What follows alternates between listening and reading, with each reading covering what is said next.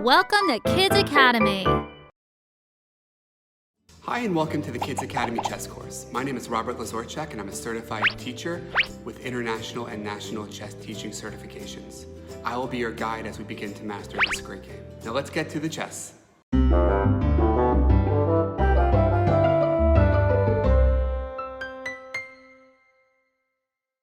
Hello from Kids Academy. This is Coach Rob, and in this video I will introduce you to the Rook and the Bishop. The Rook looks like a tower or a castle, and in fact some people actually call it by those names. However, the proper name for this piece is the Rook. Rooks look like towers or forts, and each player has two of them. They start in the corners of the chessboard. We use the letter R when we are notating rook moves. And the symbol of the rook looks just like this, looks very similar to the piece itself. You might see these symbols in chess magazines, books, or online when you play chess on the internet, or when you do our very own Kids Academy worksheets. You need to know the symbol for the rook and all the other pieces as well. The bishop is a fairly strong piece, and that begins the game next to the king and the queen. Both players start with two of these pieces, and they're fairly easy to identify. Bishops are tall. They usually have a line kind of going through the head. In some chess sets, that line kind of gives the bishop a frowny face.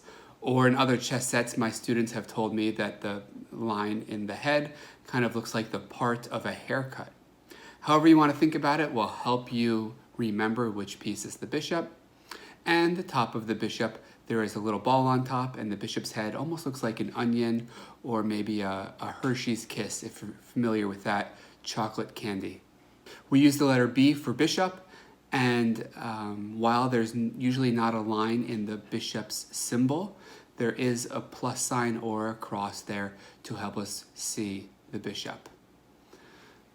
So in this video, we learned about the rook. Each player has two of them. We use the letter R for rook, and the symbol looks like a fortress.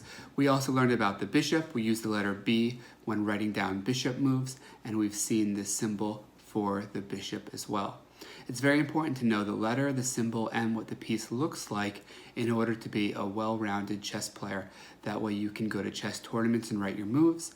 You can read chess periodicals, chess books, and understand and follow the ideas that are being presented.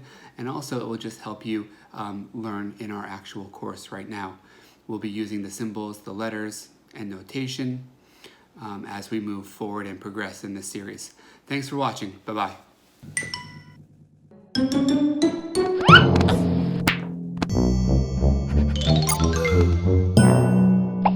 Subscribe to our channel to stay updated on new videos. Find links to our apps in the comments below.